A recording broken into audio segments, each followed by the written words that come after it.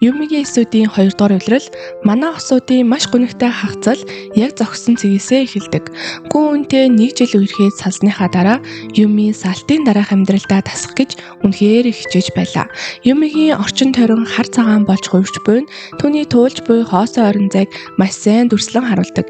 Юмиг эргэж харахад үүн аргашаа нэг ч гаралгүй явж буйн өмнөхөөсөө жилүү зүрх цусан байв. Заримдаа Юми утасны дуудлага хүлээж гүн үний найзуудын сошиал хаягийг нэг бүрчлэн шалгаж түүнтэй холбоотой дурсамж дөрвөн жижиг хайрцгийг гаргаж ирдэг. Гэвч түүнд юу ч тавьж явуулах хүч алга. Юми амьдралаа өргөжлүүлэх гэж хичнээн хичээсэн ч сэтгэл санааны хямрал нь дахин гарч ирсээр л байв. Нэг шөнө тэр согтуудаа хуучин найз залуугийнхаа нэмсгэлж буй зургийг харснаар байдал бүрч дордог. Тэр зурган дээрээ үнэхээр жаргалтай байгаа мэт харагдана. Гэвч дэлгэцийн нөгөө талд байдал огт өөр байгааг бид харж болно. Юми үүнийг мэдэхгүй тул одоо үнэхээр мартах цаг нь болсны тохио гэж хүлээж авдаг. Ингээд удаан хугацаанд тэнүүчилсэн хөөрхөн эсүүд эцэст нь тосгондоо эргэн сууршиж чадна. Хуучин хэвийн амьдралдаа эргэн орохын тулд Юми найз Руби Ида нарынхаа дэмжлэгт найддаг. Мөн хаяа Юмиг хилтэс солихтод тусалсан хамтран ажиллагч, түүний хөрш гүйлтийн хамтрагч, автобусны найз болох Баби түүний хажууд байдаг. Баби Юмигийн сэтгэлийг сэргээхийн тулд бүхий л хүчээд ажиллаж байгаа тул Юми хамт ажилладаг залуугийнхаа жижиг деталь бүрийг анзаарч түүнтэй дотонсож эхлэх нь жамсны хэрэг байв. Түүнээс ном зээлж санал болгосон хамтлагийг сонсож ажил дээрээ түүнтэй илүү их цаг өнгөрөөх болов. Үүнээс болоод Юмигийн тосгон дотор Бабигийн фэн клуб байгуулагдав. Юми ямар нэгэн зүйл эсвэл хэн нэгнийг баг зэрэг сонирхох бүрт ийм зүйл үргэлж болдог. Анхандаа ердөө 2 гишүүнтэй байсан энэ бүлэг Бабигийн зан чанар үйл хөдлөлийн ачаар багаар томорч эхлэв. Цаг хугацаа өнгөрөх тусам Юми илүү цаваа болж салтын дараах гутарлаа мартаж зөөлөн харцтай царайлаг залуу түүнийг хоёулаа дуртай хамтлагийнхан тоглолтод өрөхөд тэр зөвшөөрөв. Одоо маш том урд өмдөхөөсөө илүү хүчрхэг болсон фэн клуб талархах хэрэгтэй. Аз болоход Юмид тоглолт үнэхээр их таалагдсан бөгөөд Баби ч муу адил хамтлагийг үзэхээс илүү Юми рүү ширтэд цагийг өнгөрөв. Тоглолт дуусны дараа тэр хоёр зайрмаг идэхээр явна. Баби Юмиг илүү сайн таньж мэдмээр байна гэж хэлэхэд Юми цочирдож байсан бол түүний найз охин нь болохыг гуйхад тэр жигтэй хөшөж орхидог. Энэ гинтийн сэтгэлээ илчлэлтийн дараа эсүүд юу хийхээ шийтгэхээр тэр даруй цугларав. Хэдийгээр бараг бүгдээрээ Бабиг шинэ найз залуугаар хүлээн зөвшөөрөхийг дэмжиж байсан ч ухааны хамгийн ухаалаг нь байж өөр хүнийг мартахын тулд хэн нэгнийг ашиглах нь буруу гэдгийг тэдэнд сануулдаг. Үүнээс гадна хайрын ухаангүй хэвээр байгаа нь Юми Бабид одоогоор жинхэнэ мэдрэмж төрөөгүй байгааг илтгэх бөгөөд тиймээс тэр ээлдгээр татгалздаг. Дараагийн өдрүүдэд тэд бусад хүмүүсийн хажууд байхдаа эвгүй байдалд орж духгүй нөхцөл байдалтай тулгарсаар байв. Тэр бүр өшөөнгүй гүн шиг аашилж Бабиг татгалзсандаа баг гомдоосой гэсэндээ түүнд сайн хандаж эхлэв. Гэвч энэ нь байдлыг уламд ордуулсан юм. Ингээд тэд ярилцсны эцэст боломжоор хэвийн харилцаагаар тохиролцов. Эцэст тэд нэг газар ажилладаг бөгөөд бараг өдөр бүр бие биенээ харах шаардлагатай. Асуудал нь Юми Бабитай ойртохыг хүсэж эхлэн түүнийг түлхсэндээ харамсаж эхэлсэн байлаа. Энэ мэдрэмжийг зогсоохын тулд тэд Бабигаас өөрт нь таалахгүй байж болох зуршил эсвэл жижиг дутагдал олж харнаа гэж найдан түүнийг илүү анхааралтай ажигласан боловч юу ч олсонгүй. Харин ч эсвэргээрээ түүнийг ажиглах тусам Баби өөрийн мэдрэмжээ хэрхэн илэрхийлсээр байгааг анзаарч энэ нь түүнийг маш их татсан тул хайрын эсийг хүртэл сэрээж орхино.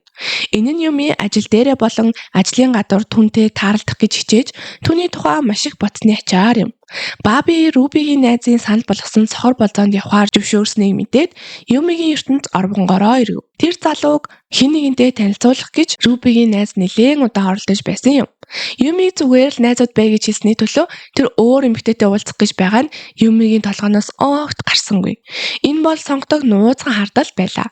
Би чамтай үерхмээргүй байна. Гэхдээ чамайг өөр хүнтэй үерхийш бас хүсэхгүй байна гэдэг бол түүний хүлээн зөвшөөрөхийг хүсэхгүй байгаа ч яг бодож буй зүйл нь байдаг. Гэвч Баби болзооноосоо сүүлийн мөчөд татгалцсныг Руби хэлэхэд Юмид фэн клубын хамгийн үнэн чөтөн бишрэгчдийн супер хүч болох зүрхний тесрэлт хийхэд нь тэр. Энэхүү зүрхний тесрэлт нь Юмид цэцэрлэг түрээлэнгээр Бабигийн араас гүйж очоод өөрийн мэдрэмжээ хэлэх зоргийг өгдөг.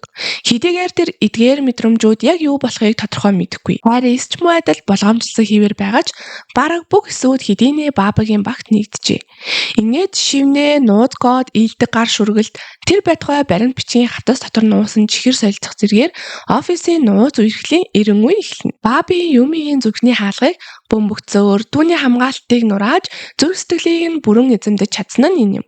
Одоо Баби машинтай болсон тул тэд хамтдаа жижиг аялалд явж дуртай хоолоо хуваалцаж хэсэг хугацаанд нуугдаж байсан нэг хэсгийг эргүүлэн авчрах нь тэрээ. Тийм ээ, би түүний тухай л ярьж байна. Давтай морил тачаал Лисмин Юми Бабигийн гар дээр бүдэрч унан зүрхний зохилтод дүрссэн төдийгүй түүний булчин ойроос мэдэрсний дараа тачаал Лис иргэн ирсэн юм. Машин дотор романтик уур амьсгал бүрдэж тэд анхны үсэлтээ хийснээр портал нэгдэж Харрис Бабигийн тосгон руу аялж түүний тухай илүү ихийг мэдэх боломжтой болно. Тэд үнсэлцэж байх хооронд Харрис Ю Бабигийн хөгжим бүжиг, сарнай цэцгээр бэлгсэн хайраар дүүрэн догдлолтой жижигхэн ертөнцтэй танилцсан.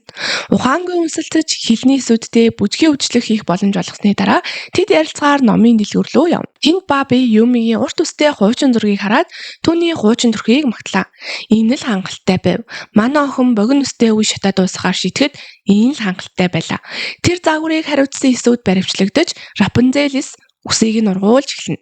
Юмигийн гэрт тог тасарсны дараа тэрээр анх удаа Бабигийн гэрт очисон тул тэдний дунд хүчтэлж мөн нэмэгдэв. Тэнд очиод 3 минут ч болоогүй байхад төвний толгойд Баби хамтдаа шүршүүрт орохыг санал болгож буй нэмэх 18 төсөөлөл бий болж эхлэв. Гэвч тэдний хамтдаа хийсэн цорын ганц зүйл бол зүгээр л буудан дээр унтах байлаа. Баби түүний амьдралын нэг хэсэг болоод удаагүй ч Юмигийн ирээдүйн томоохон өөрчлөлтөнд маш чухал хүн болдог. Учир нь зохиолч болох мөрөөдлийнхэн тухай ярилцах үеэр түүнийг хамгийн анх зоригжуулсан хүн бол Баби байв. Зоригны үр маш сайн сулгагдсан тул нэг өдөр Юми өөрийнхөө үнэхээр их хүсэж буй зүйлийн төлөө тэмцгээр ажлаас гарах өргөдлөө өгдөг. Мэдээж Баби Юми өөртөө эргэлзэж байхад нь түүнийг үргэлж дэмжиж чадварт нь итгэдэг байлаа. Асуудал нь цаг хугацаа хурдан өнгөрч байгаад байв. Хэдийний 12 дугаар сар болж зул сарын баяр төхөж өсөн ч их урт ургажээ. Гэвч Юми зохиол бичих тал дээр бодит ахиц гаргаж чадаагүй л байв. Ажилгүй байгаа тул мөнгөч багасаж эхлэв. Энэ нь түүнийг би байрны түрээс төлбөрөө төлөхийн тулд ажил орох ёстой юу? Эсвэл надад огт мөнгө авчраагүй мөрөөдлийг араас үргэлжлүүлэн явах ёстой юу гэсэн дотоод зөрчилд хүргэв. Тэр үед тэрээр зохиол бичих нь түүнд нэг удаа санхүүгийн ашиг авчирсныг санав. Хэдэн жилийн өмнө радиогийн утга зохиолын уралдаанд төрүүлж авсан захилгаан будаагш агч. Бабид зул сарын бэлэг авах мөнгө хэрэгтэй байсан тул тэр үнийгээ зархаар шийддэг. Байнга хямдрал нэхэж байсан худалдаа авахчтай будаагшаачтай зархаар үнэ тохиролцсны эцэст Юми зул сарын баярын өмнөх орой бараагаа хүлээлгэж өгөхөөр нөгөө хүнтэй уулзгаар болно. Гэвч Юми үнийг огт төсөөлсөнгүй. Очоод уулзахад түүний өмнөх хуучин найз залуу гүүн зогсож байхыг олж харав. Бид өнөөгийн гүүнтэй танилцаж байна. Тэрээр өнгөрсөн хугацаанд хэрв илүү илэн далангүй баг зэрэг баг бардам зантай байсан бол бүх зүйл ямар байх байсан бол гэж үргэлж боддог байжээ. Гүүн санхүүгийн хувьд сайн биш байгаа. Тэр маш жижиг өрөөнд амьдардаг. Түүний компани дампуурч Юмигийн туртай хоолнуудын нэг болох ууран жигэнсэн мантуу авахын тулд зоосоо тоолдог болсон байв. Сүүлдээ тэрээр өөрөө мантуу жигэн жидгийг хүсэн тул мөнгө хэмнэхийн тулд хуучин будаагчаач авахар шийдсэн нь энэ байв. Юмиг дахин харах нь маш гинтийн байсан тул тэрээр хоёулаа суугаад ярилцаж буй мөчийг хүртэл төсөөлөв. Гэвч тийм зүйл болсонгүй. Түүний олж харсан бодит байдал бол Юми маш тухгүй хүүтэн хүндий байж бараагаа солилцоод л хурд явж буй дүр зураг байлаа. Гүүн будаагч агчаа бариад сэтгэл дундуур гэртээ харсан ч тэр Юмиг ойлгож байдаг. Эцэст тэр өөрөө Юмигээ салахтаа эргэж харалгүй тийм л хүүтэн үндэ ашигласан шүү дээ. Буцах замдаа Юми гинтийн уулзалтаас болж сэтгэл нь хямарсан гэдгээ мэдрэв. Гүүн ямар их ядарсан харагдаж байсныг бодхоос өөрийгөө зогсоож чадахгүй байсан тул ядчил Бабигийн гэрт очиж оройн хоол идэхээс өмнө үүнд зул сарын баярын мэнд хүргэж зурвас илгээдэг. Дараа нь гүүнээс бичлэн уулзаж ярилцахыг хүссэн хариу ирлээ. Баби мэдэгдлийг хараад тэр хоёр өмнө нь уулзаж хэдэн үг сольж байсан тул хэн болохыг нь шууд гадарлана. Хэдийгээр Юми гүүнтэй уулзаж бүх зүйлийг нэг мөр зэгслэх гэж байгааг мэдээд Баби тухгүй байсан ч тэр найз охиндоо итгэдэг тул түүнийг зогсоохыг хичээсэнгүй. Түүний зөвч байдаг. Учир нь Юми гүүнтэй уулзахдаа хийсэн цорын ганц зүйл нь тэднийг үерхэж байх үед түүний хийж байсан тоглоомын постерыг буцааж өгсөн явдал байв. Гүүн дахиж эхлэх боломжтой юу гэж асуухад тэрээр хэдийний найз залуутай болсон гэдгийг хэлэхэд гүүнд хийж чадах зүйл үлдээгүй гэдгээ мэднэ. Юмиг алдсан. Одоо хэдийн ойрооцсон. Баби юмыг үүдэндээ зогсож байхыг хараад хайртай эмэгтэйдээ итгэх хамгийн чухал зүйл гэдгийг батлан маш их баярлав. Ингээд гүн жижигхэн өрөөндөө ганцаараа холлож байхад тэр хоёр хайраар хүрээлүүлэн зул сарын оройн хоолоо идцгээв. Гэвч дараа нь шинэ жил гарч Юми мөрөөдөлтөө өөрийгөө зориулж зохиол бичих хичээл цун зохиолоо уралдаанд хэлгэн. Гэвч дүн гарахад тэр ямар ч барь эзлээгүй тул урам нь хуурав. Баби дүнг шалгаад Юмигийн гэрт очиж түүнийг өвөрмөц аргаар баярлуулахаар ирнэ. Гэвч харамсалтай нь хонх дуугарч үүтэнд Юмигийн аавын дуу гарахад тэр хоёрын бараг л зүрхэн зогсох шахлаа.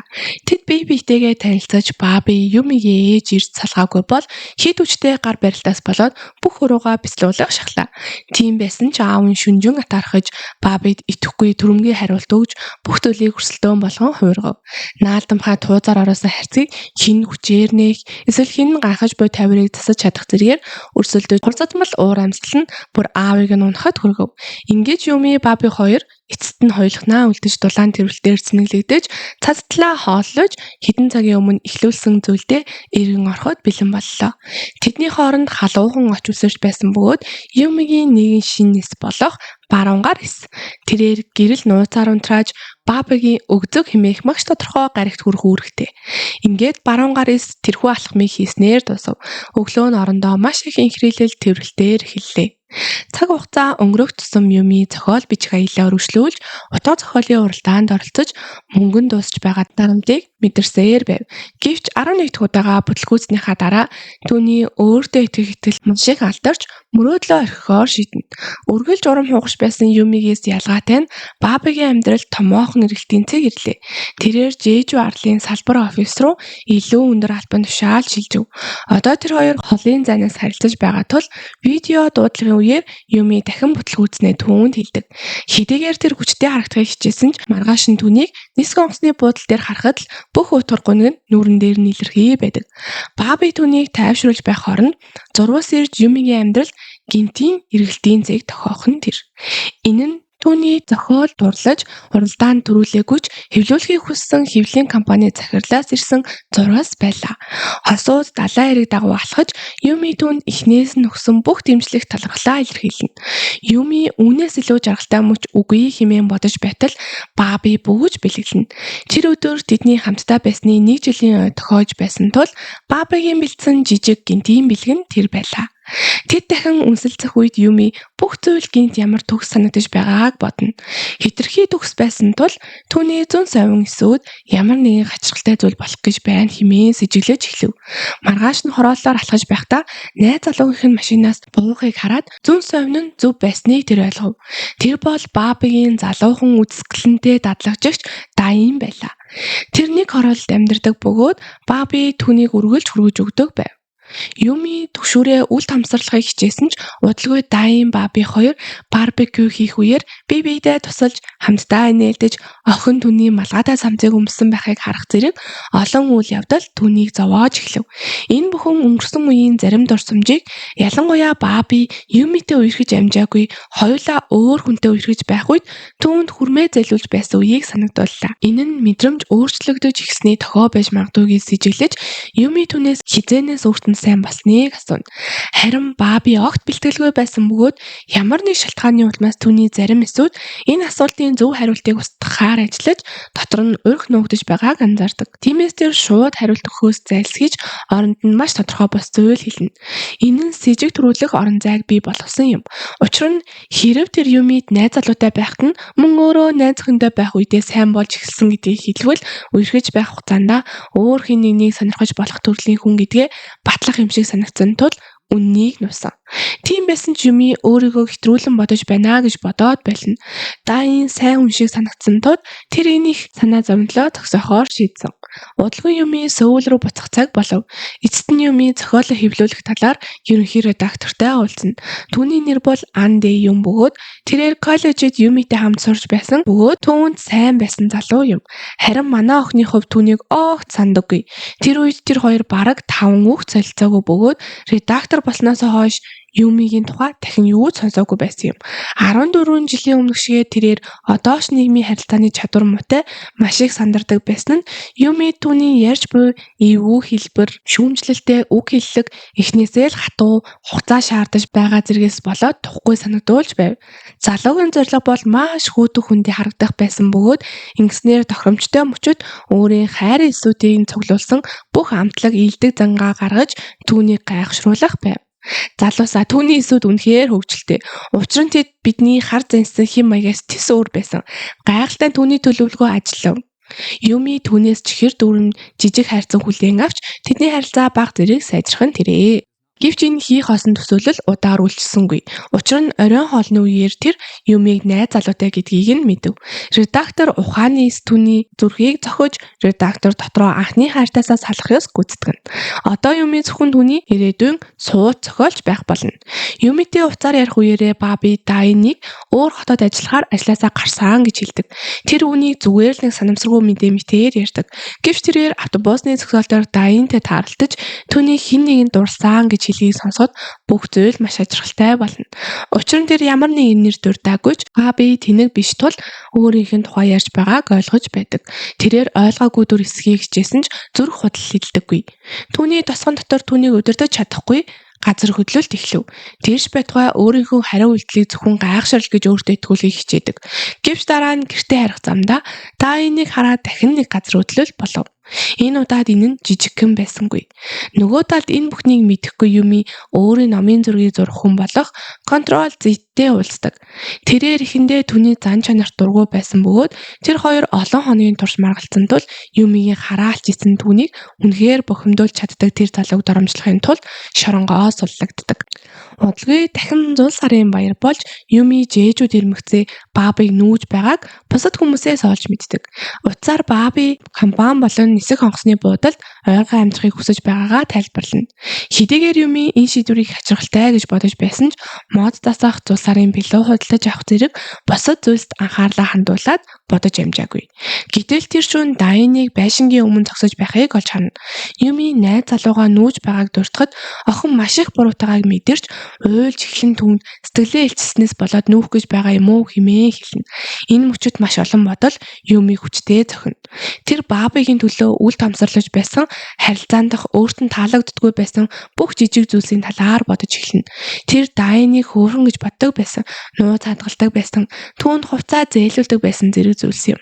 Гэвч одоо Юми энэ бүхнийг цаашид үл тамсарлаж чадахгүй гэдгээ ойлгодог.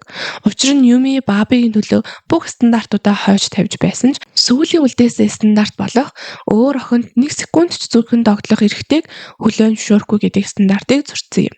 Баби Юмиг кафе дотор бүх ачаатайгаа байхыг олж харах бөгөөд Юми түүнээс Дайнд 1 секунд ч болов эргэлдсэн үү гэж асуухад хариулалгүй уддаг. Тэгснэ Юмид хайртай гэж тайлбарлахыг хичээсэн ч Юми түүнийг зөвхөн үннээс залсгийж өөрийгөө хуурч байгааг нь харна. Гэвч Юми түүнд хайртай хэвээр тэдний хамт байсан онцгой мөчүүдэд маш их талархаж байгаа ч өөрийн үнэт зүйлдээ үнж байхаар шийднэ. Учир нь түүний хувьд энэ нөхцөл байдал хүлээн зөвшөөрч чадахгүй түвшинд хүрсэн байдаг. Ингээд тэд зул сарын баярын өмнөх орой хамтдаа 1 жил 1 сар 17 хоног харилцаагаа дуусгана. Энэ үед хайрын уур хилэнгээс болж эсүүдийн тосгонд гал төмөр тавьж байдаг. Хайрын нь ерөнхий эс тул түүний хяналтаа алдах нь асар их хор уршиг дагуулах бөгөөд түүнийг зогсоож чадах цорын ганц хүн бол Юми өөрөө байдаг. Өөрийнхөө гүн рүү харахад тэрээр хүсэл тэмүүлэл сэтгэл хөдлөл нь түүнийг үргэлж урагш хөдөлгөдөг хүч байсныг ойлгоно. Тийм ч учраас тэр уур хилэнтэй амьдрахыг хүсэхгүй байдаг. Зүгээр л жаргалтай баймаар байна гэж өөрийгөө тавьшруулна. Ингээд зохиолч ерөнхий эс болдог. Одоо энэ эс илүү их мэдэлтэй болсон тул тосгоны зохион байгуулалтыг бүрэн өөрчилнө. Үүний тусгал болж Юмич бас өөрчлөгдөв. Салтын дараа тэрээр өөрийн карьертэй бүх анхаарлаа хандуулж ур чадвараа сайжруулан амжилтанд хүрдэг. Энэ хугацаанд гүү үүнч бас зүрхэндх шархаа өөрчлөлт хийх сэтэл болгон ашиглахаар шийдсэн байдаг. Эднийг үерхэж байхдаа хийсэн тоглоом нь маш их амжилтанд хүрсэн тул тэрээр одоо өөрийн гэсэн том компанитай CEO болсон байдаг. Юми зохиолч басныг мэдээд шинээр гарсан бүх номнуудыг нь худалдаж авна. Control Z Юмигийн амжилтын ачаар мөн адил алдартай болсон тул гүү үүний тоглоомын зургийг зурхаар санал авсан байв. Гүү хүн бол Юмигийн хуучин найз залуу гэдгийг мэдээд түүний машины арын суудал Юмигийн номоор дүрэн байгааг анзаарсан Control Z үүнийг одоо сэтгэлтэйг ойлгож тэр хоёрыг 2 жил бие биенээ хараагүй байсны эцэст уулзах боломжийг нь бүрдүүлж өгнө. Гүн чочирсон ч өөрийгөө шинэ хүн болсон гэдгийг харуулахын тулд амжилтаараа гайхуулахыг хичээнэ. Гэвч Юми түүнд баяр хүргэж түүний авьяас эцэст нь үнэлэгцэнд чин сэтгэлээсээ баярлахад түүний бүх өөртөө итгэх итгэл хайлж ирхэн. Зүрх нь хурдан цохилж байхад Control Z Юмиг ганц бий байгааг хэлж тэднийг эргэн нийлүүлэхийг санал болгосноор үүнийг улам түлхэв. Гүн энэ мэдээнд маш их тогтолсон тул түүний хайрын эс шархнаасаа салж тэрээр хуучин найз бүсгүйгийнхээ ажлыг дэмжиж эхэлнэ. Гэвч тэрээр интернетэд маш олон магтаал сэтгэгдэл үлдээж байх хооронд хин нэгэн сөүлд ирнэ. Юмигийн нэг найз түүн рүү залгаж Юбаби компани төв байранд буцаж ирснийг дуулгав. Бидний мэдэж байгаагаар Юми энэ бүх хугацаанд салтын тухай бодохгүй тул ажилдаа улаарч байсан. Гэвч одоо Баби буцаж ирсэн бөгөөд одоо ч түүний хөрш хിവэр байгаа тул тэр үүний тухай бодоход хүрч байна. Үүнийг харах эрсдлээс зайлсхийхийн тулд тэр Бабигийн очдог байсан газруудаас зайлсхийдэгч Бабич бас ижил зүйл хийж байгааг тэр мэдээгүй юм. Магадгүй тийм ч учраас нэг өдөр тэд кофе шоп таралддаг.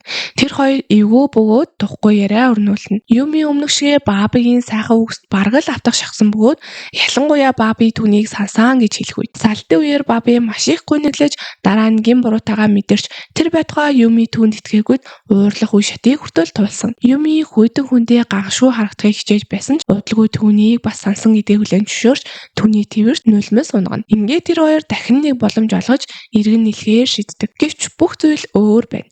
Юмид бүх зүйл хизээж өмнөх шиг болохгүй байгаа нь их хэцүү санагддаг.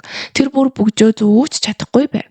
Тэр хоёр хамтдаа тийм ч их цагийг өнгөрөөхөө болж яг л аачмаар хүндэрч байгаа мэт. Гэвч тэрээр гүүнтэй харилцахдаа Бабитай эргэн нийлсэн гэдгээ тайлбарлах зураа тэр мэдрэмжийг түлххийг хичээдэг. Зөвхөн хайрын гурвалжин зовхын тулд түүхэнд эргэж ирсэн хөөрхий гүүн явхдаа бэртэж орхино. Юми түүнийг эмнэлэг дагалдан явахаас гадна түүнд гүүн үний өмнө нь өөрт нь хийж байсан шиг цамц худалдан авч өгдөг.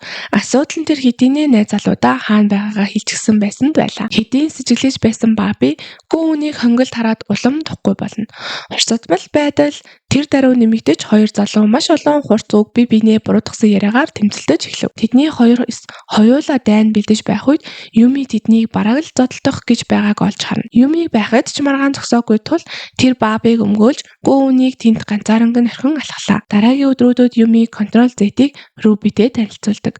Жаахан сэдэнэх тоглоомын дараа тэр хоёр бүгдийг гайхшруулан гинт үерхэж эхэлдэг. Тэдний харилцааг ажиглаж байхдаа Юми Бабитай тогтоосон өөрийн харилцаа нь ямар хүндий байгааг анзаарч тэр байтугай түүний төрсөн өдрөөр гинтийн бэлэг төлөвлөх тухай бодсон ч Баби гадаад руу томилтоор явнаа гэж хэлэхэд нь урам нь хугарав. Аяллаа 7 хоногийн турш тэр хоёр зурвсаар харилцдаг. Юми Америкт байгаа зураг болон шинэ мэдээ асуухыг хичээдэгч Баби бараг л хариу бичдэггүй байв. Түүнийг өөр болсон гэх мэдрэмж улам хүчтэй болж Юми Бабиг эргэж нийлсэндээ харамсаж байна гэж бодож эхэлнэ. Тийм байсан ч тэр жижиг билүү худалдаж аваад түүн төрсөн өдрийн мэд хүрэхээр видео дуудлага хийлээ. Харин Баби яасан гэж тэр сүлжээ муу байна гэсэн шалтгаар хариу өгсөнгүй. Хун их бухимдсан тэрээр салхилахаар гарсан бөгөөд гинэт Бабиг такси дотор сууж байхыг хараад маш их гайхна. Тэр дэлхийн нөгөө талд байх ёстой биш гэж үү? Бабид итгэх итгэл нь хэдийн нэг удаа авдирсан тул Юми түүнийг дагаж гэрийнх нь хонхыг даралгүй шууд нууц үгийг нь хийгээд орж ирнэ. Хэм итгэвтэй магадгүй даа энийг харах байх гэж төсөөлсөн байх. Гэвч түүний олж харсан зүйл бол Бабиг галтгоондоо ганцаараа байгаа явдал байв. Тэр шууд дайрч ороод яагаад худал хэлснийг нь асуухад Бабигийн хөл болттой таяг тулсан байгааг хараад Юмигийн хэлхүүг хоолоод ирнэ гацав. Тэр нисэг хонгоцны буул руу явх замдаа осолд орж маш их бэрчсэн бөгөөд 7 хоногийн бүхэлдэн нэмлэгт өнгөрүүлснээ тайлбарладаг. Гэвч тэр Юмиг зовоохыг хүсээгөө тул хэлээгүй аж. Үнийг сонсоод Юми чөчөрдөж сандарлаа. Учир нь ийм ноцтой зүйлийг нуух ямар хэрэг байгаа юм бэ?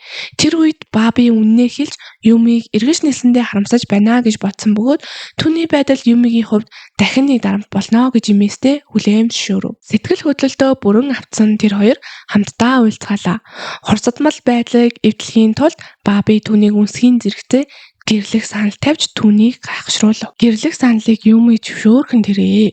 Удалгүй сүү тавьсан бүгжний зураг сошиал хаягдаа тавина.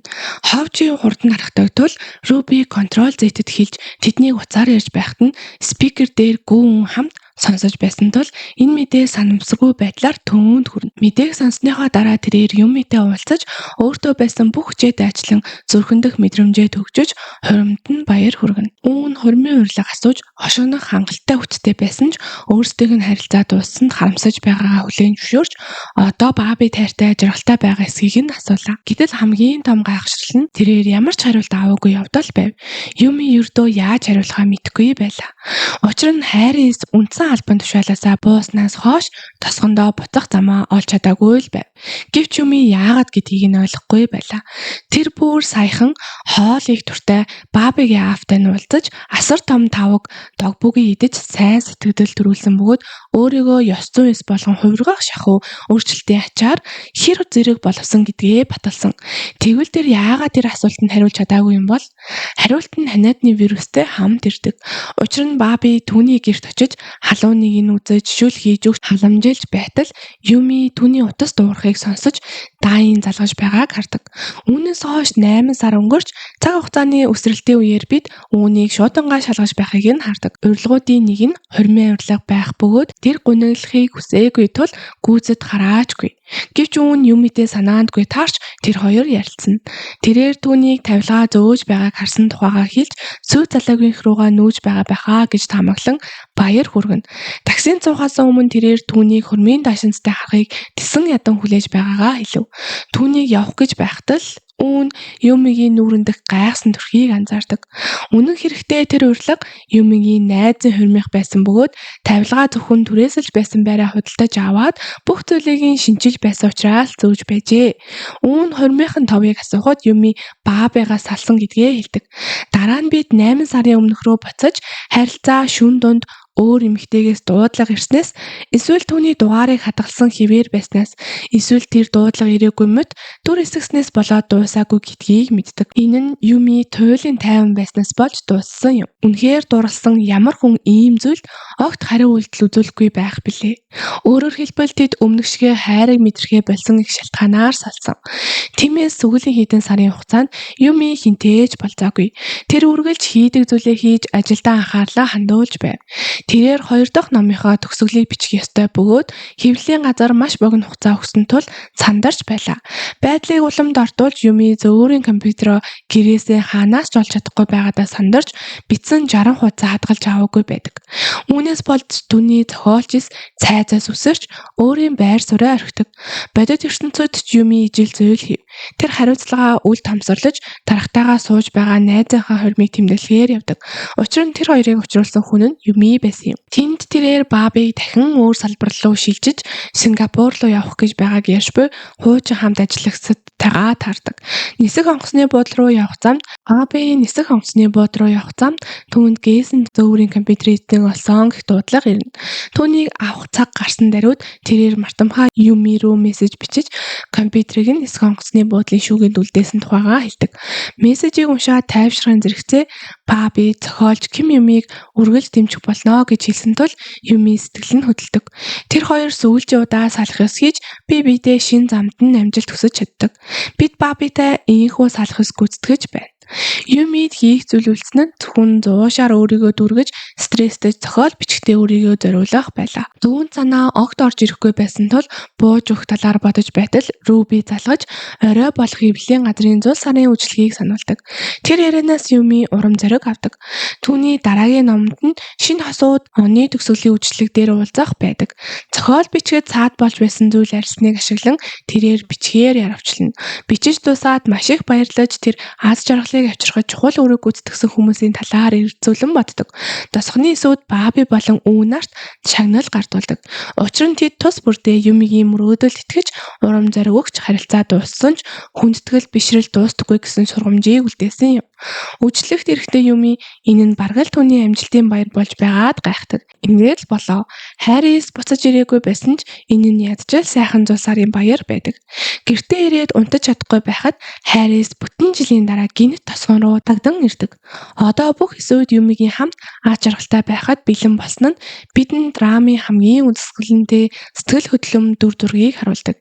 Харис эргэж ирсэн шалтгаан нь магадгүй түүний өмнөх шөнө компани шинэ ажилтан шин Монроогтой хийсэн энгийн гар барилт байсан байж болох юм. Энэхүү Юмигийн эсүүдийн 2 дугаар бүлэг үгээр тусаж байна. Дараагийн товчлон ярих шин драма бол 5 сарын 15-ны өдөр шинээр нээлттэй хийж буй Wonderful драмагийн товчлол байх болно.